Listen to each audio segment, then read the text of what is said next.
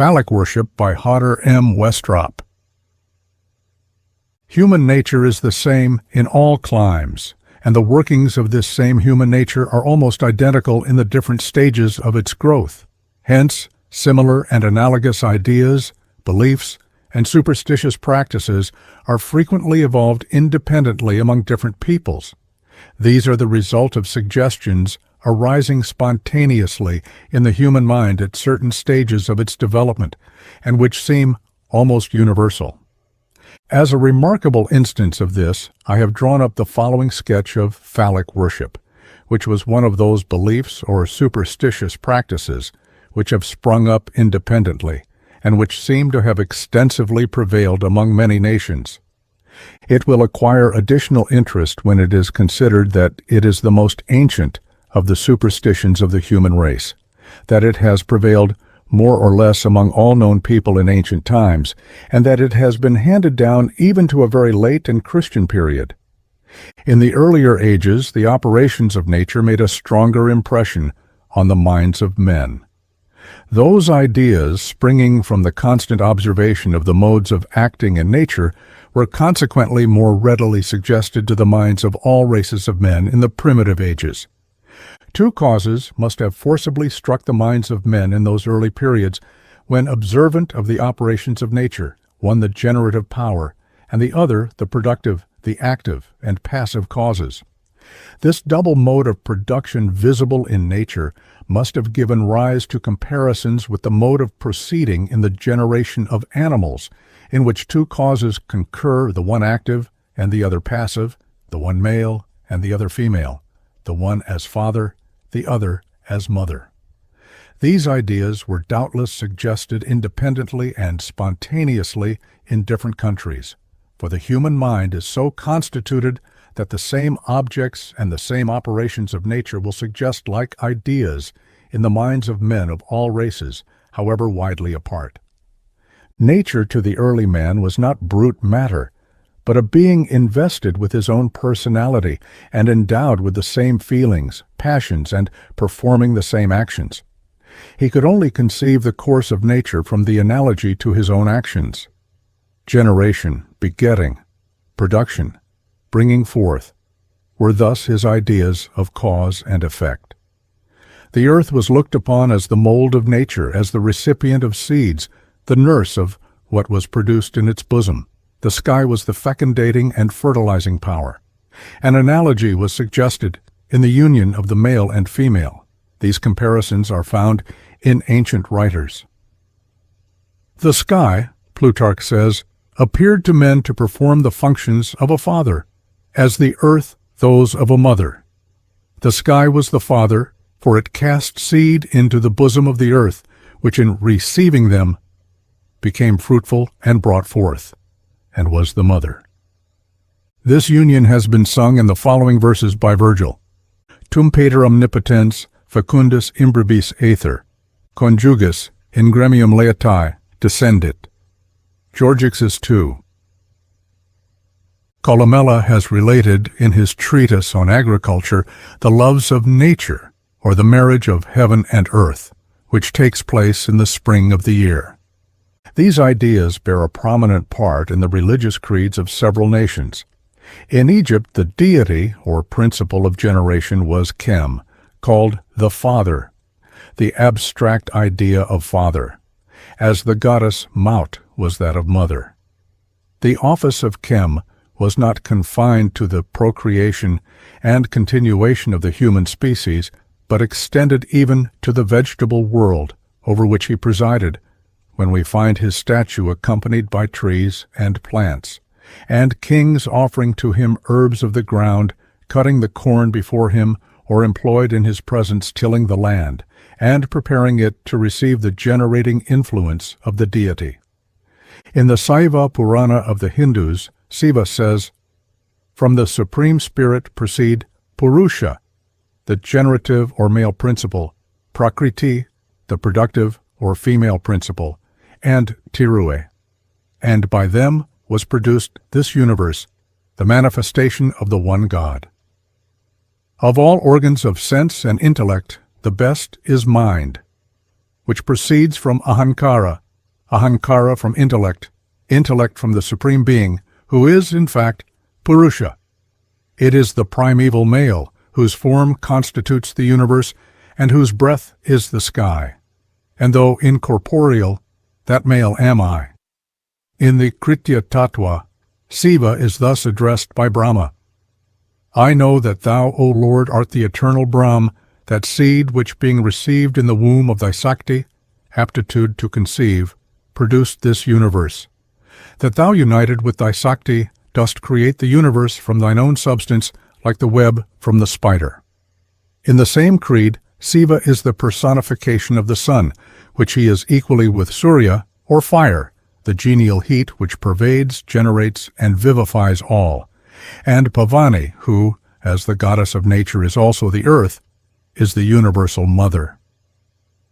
Among the Assyrians, the supreme god Bel was styled the procreator, and his wife, the goddess Melita, represented the productive principle of nature and received the title of the Queen of Fertility. Another deity, the god Vul, the god of the atmosphere, is styled the beneficent chief, the giver of abundance, the lord of fecundity. On Assyrian cylinders, he is represented as a phallic deity.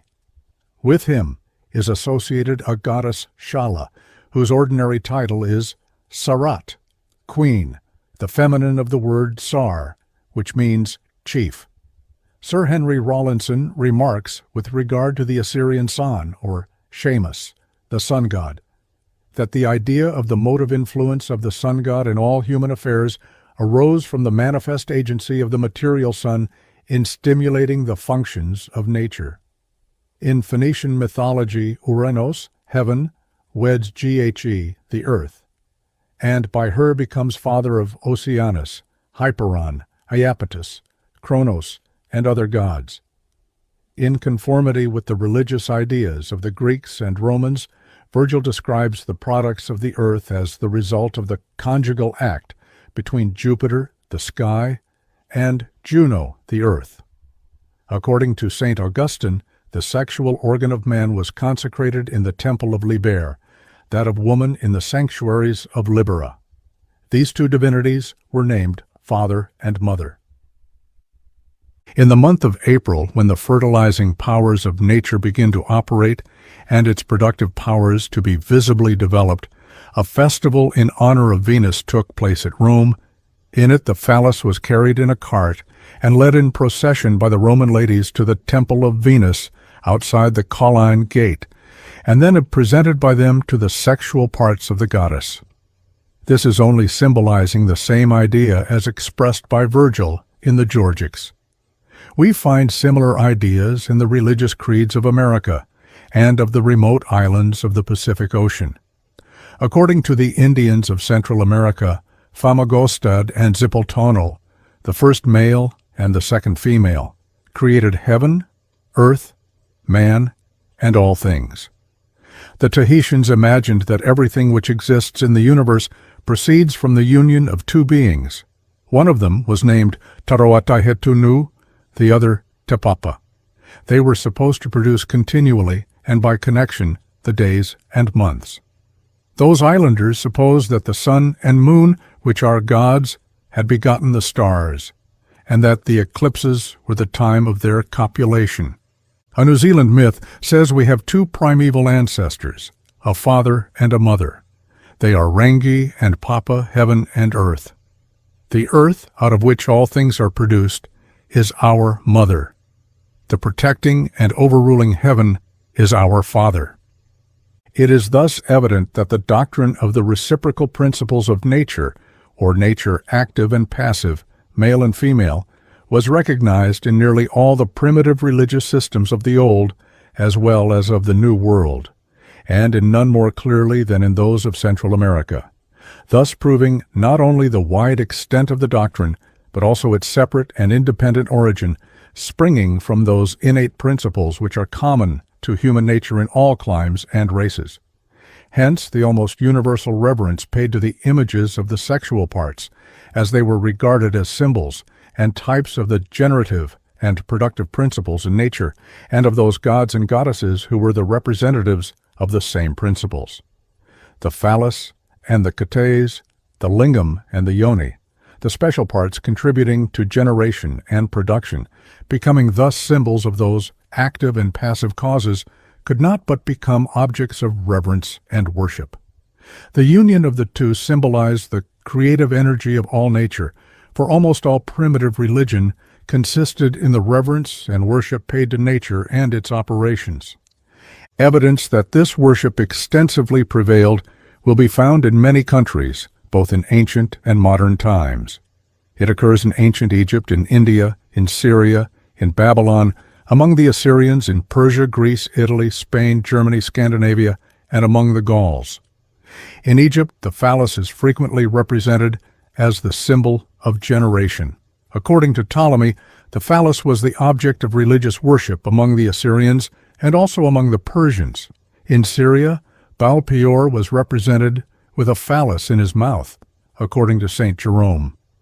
The Jews did not escape this worship, and we see their women manufacturing phalli of gold and of silver, as we find in Ezekiel 16:17. Among the Hindus, a religious reverence was paid to the lingam and yoni, and among the Greeks and Romans to the phallus and cates. Among the Teutons and Scandinavians, the god Fricko, corresponding to the Priapus of the Romans, was adored under the form of a phallus. A similar god under a similar symbol was adored in Spain, whose name was Hortanes. This worship has been found in different parts of America, in Mexico, in Peru, at Haiti. It still prevails at the present day in a great part of India and Tibet. According to Mr. Stevens, the upright pillar in front of the temples of Yucatan is a phallus. We read in an ancient document written by one of the companions of Fernando Cortez, "In certain countries, and particularly at Panuco, they adore the phallus, il membro ciportano, glinomini fra le gambe, and it is preserved in the temples." The inhabitants of Tlaxcala also paid worship to the sexual organs of a man and woman. In Peru, several representations in clay of the phallus are met with. At Haiti, according to Mr. Artaud, phalli have been discovered in different parts of the island and are believed to be undoubtedly the manufacture of the original inhabitants of the island. In one of the Marianne Islands of the Pacific Ocean, on festive occasions, a phallus, highly ornamented, called by the natives tinas, is carried in procession. Among the simple and primitive races of men, the act of generation was considered as no more than one of the operations of nature contributing to the reproduction of the species, as in agriculture the sowing of seed for the production of corn, and was consequently looked upon as a solemn duty consecrated to the deity. As Payne Knight remarks, it was considered as a solemn sacrament in honor of the Creator. In those early ages, all the operations of nature were consecrated to some divinity, from whom they were supposed to emanate. Thus, the sowing of seed was presided over by Ceres. In Egypt, the act of generation was consecrated to Chem. In Assyria, to Vul. In India, to Siva. In Greece, in the primitive pastoral age, to Pan. And in later times, to Priapus. And in Italy, to Mutinus. Among the Mexicans, the god of generation was named Triasoltenti. These gods became the representatives of the generative or fructifying powers in man and nature. The following curious passage from Cook's first voyage will show that almost similar views were entertained by a primitive race in the islands of the Pacific Ocean, which must have been suggested independently from their complete disconnection with the ancient world. On the 14th, I directed that divine service should be performed at the fort. We were desirous that some of the principal Indians should be present, but when the hour came, most of them returned home. Mr. Banks, however, crossed the river and brought back Tuburai Tamaide and his wife Tomio, hoping that it would give occasion to some inquiries on their part and some instruction on ours. Having seated them, he placed himself between them, and during the whole service they very attentively observed his behavior and very exactly imitated it, standing, sitting, or kneeling as they saw him do. They were conscious that we were employed about somewhat serious and important, as appeared by their calling to the Indians without the fort to be silent. Yet when the service was over, neither of them asked any questions, nor would they attend to any attempt that was made to explain what had been done. Such were our motives. Our Indians thought fit to perform vespers of a different kind. A young man, near 6 feet high, performed the rites of Venus with a little girl about 11 or 12 years of age, before several of our people and a great number of the natives, without the least sense of being indecent or improper, but, as appeared, in perfect conformity to the custom of the place. Among the spectators were several women of superior rank, particularly Oberea, who may properly be said to have assisted at the ceremony. The reverence, as well as worship, paid to the Plialus in the early ages had nothing in it which partook of indecency. All ideas connected with it were of a reverential and religious kind. When Abraham, as mentioned in Genesis, in asking his servant to take a solemn oath, makes him lay his hand on his parts of generation, in the common version, under his thigh, it was that he required, as a token of his sincerity, his placing his hand on the most revered part of his body, as, at the present day, a man would place his hand on his heart in order to evince his sincerity. Jacob, when dying, makes his son Joseph perform the same act. A similar custom is still retained among the Arabs at the present day. An Arab, in taking a solemn oath, will place his hand on his membrum virile in attestation of his sincerity. The indecent ideas attached to the phallic symbol were, though it seems a paradox to say so, the result of a more advanced civilization verging towards its decline, as we have evidence at Rome and Pompeii. We may here introduce an extremely just and opposite remark of Constant in his work on Roman polytheism. Indecent rites may be practiced by a religious people with the greatest purity of heart.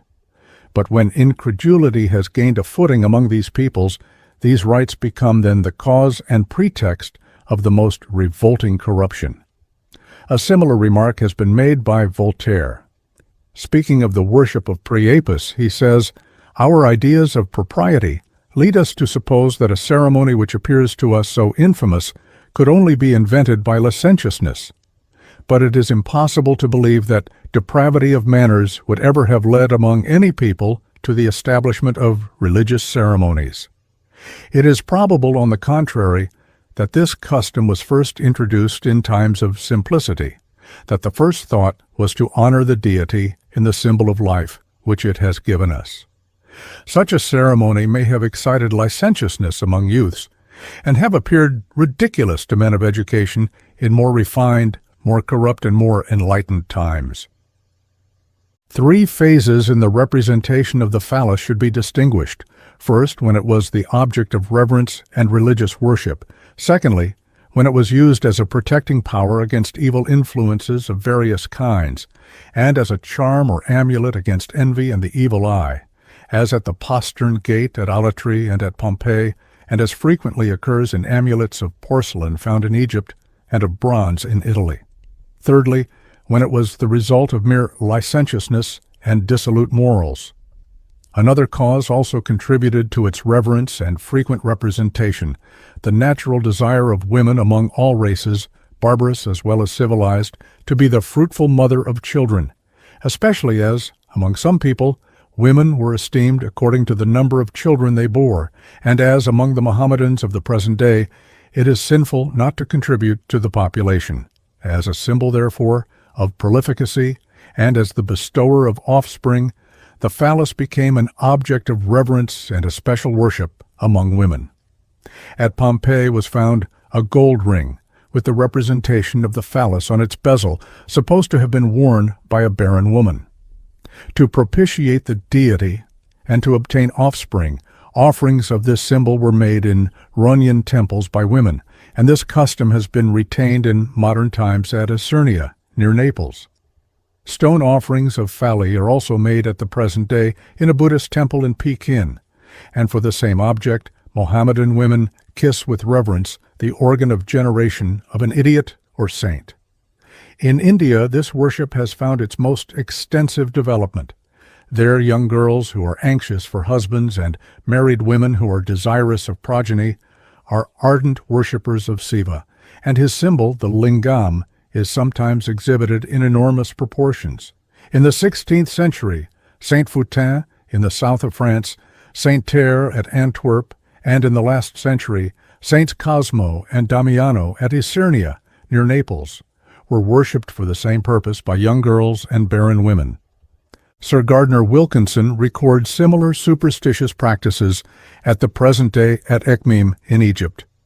The superstitions of the natives here ascribe the same properties to a stone in one of the sheikh's tombs, and likewise to that of the Temple of Pan, which the statues of the god of generation, the patron deity of Panopolis, Ekmim, were formerly believed to have possessed. And the modern women of Ekmim, with similar hopes and equal credulity, offer their vows to these relics for a numerous progeny. We may conclude with the following passage from Captain Burton, which exhibits similar customs among a rude and barbarous people of the present day. Among all barbarians whose primal want is progeny, we observe a greater or less development of the phallic worship. In Dahomey, it is uncomfortably prominent. Every street from Huita to the capital is adorned with the symbol, and the old ones are not removed. The Dahoman Priapus is a clay figure, of any size between a giant and the pygmy, crouched upon the ground as if contemplating its own attributes. The head is sometimes a wooden block, rudely carved, more often dried mud, and the eyes and teeth are supplied by cowries. The tree of life is anointed with palm oil, which drips into a pot or a shard placed below it, and the would-be mother of children prays that the great god Legba will make her fertile.